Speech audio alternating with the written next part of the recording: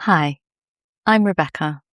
I'm a BABCP-accredited CBT therapist based in the UK, and this is Rooted Steps CBT. I help people understand and manage anxiety, overthinking, and the thought patterns that can keep us feeling stuck. In this video, I'm sharing one practical CBT technique called the Worry Tree. It's a straightforward but effective way of deciding whether a worry is something you can take action on or whether it's something you can begin to let go of. This lesson is taken from my full online CBT course, but my hope is that it gives you something genuinely useful that you can start practicing today. In the last session, you learned how to notice when you're worrying, how to classify each worry as either practical or hypothetical. That awareness lays the foundation for today's session, where we move on to how to respond differently to different types of worry. And we're going to use one of CBT's most practical tools to guide us. The Worry Tree is a tool designed to help you respond more effectively to worry by asking yourself that same one key question: is there anything I can do about this right now? If the answer is yes, it's a practical worry, a real situation that you can act on. If the answer is no, it's a hypothetical worry, a what-if scenario that can't be solved in the moment. Once you identify the type of worry, the Worry Tree guides you down two different response paths.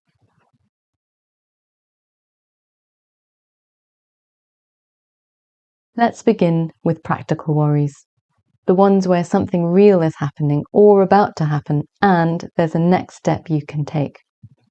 These might be things we're procrastinating on, which keeps anxiety stuck in place. Examples include: I have an overdue bill I need to deal with. I need to book a doctor's appointment. There's a work deadline that's making me anxious. These are valid concerns. The goal isn't to push them away, but to respond with problem solving, not rumination.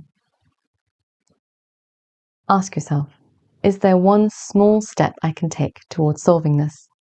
If yes, write it down and either do it now or schedule a time to do it. It might be a call, an email, setting a reminder, or adding it to your calendar. Even planning to return to it tomorrow at 10 a.m. gives your brain a sense of closure. Then, gently redirect your attention. You've done what you can. We can't eliminate all uncertainty, but we can take effective action and then let go. So the rule for practical worry is: act now or plan when to act later. Occasionally, a practical worry takes the form of a dilemma, where action is needed, but the right path isn't clear.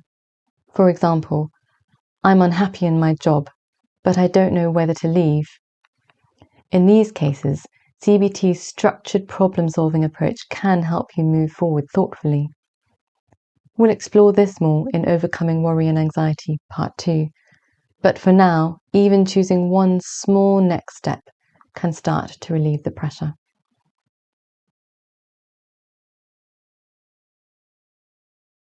Now, let's talk about hypothetical worries, the what-ifs. What if I get sick and can't cope? What if I embarrass myself at the party? What if I don't sleep and mess up tomorrow? These worries are based on imagined future scenarios, and we usually can't solve them in the moment. Trying to do so only feeds the anxiety loop. CBT offers a surprisingly effective response: worry postponement. You don't ignore or suppress the worry, but you don't give it free rein either. You say to yourself, this is a hypothetical worry. I'll come back to it during worry time. So, what is worry time? It's a scheduled 10 to 15 minute window each day, a time to sit with and process worries that are still hanging around, and a chance to notice that many what-ifs may no longer feel relevant by the time you revisit them. Just saying, I'll come back to this later, helps your brain release it in the moment. If a worry comes up after worry time is over, postpone it until the next day's session. You're teaching your brain, I don't have to engage with every anxious thought immediately. Over time, this builds clarity and resilience. Once you've postponed the worry, bring your attention back to the present moment. Even small grounding techniques can help. For example, tune into your breathing.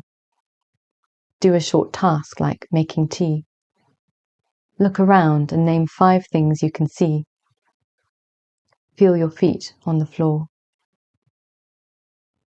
Even a few seconds of present moment awareness can break the worry loop.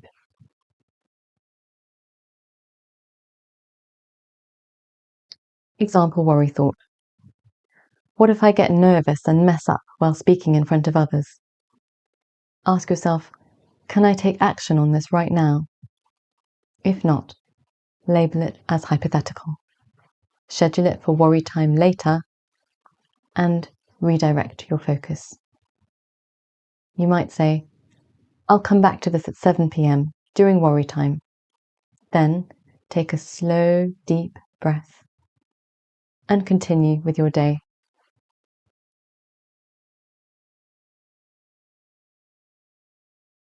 Let's bring it all together. If the worry is practical, act now or plan when to act. If it's hypothetical, postpone and refocus. That's the essence of the worry tree. You'll find a 2-page printable worksheet in the resources section with space to work through the worry tree and track your daily worry time and reflections. You'll also find a downloadable version of the worry tree diagram.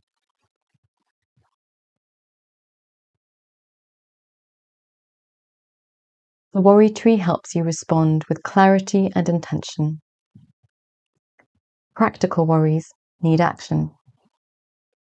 Hypothetical worries need postponement. Scheduling worry time helps your brain let go. Even small refocusing moments can make a big difference. In the next session, we'll go deeper into mindfulness, how to use it to break the cycle of overthinking and stay more grounded. For now, try using the worry tree today. When a worry arises, ask yourself, is this practical or hypothetical?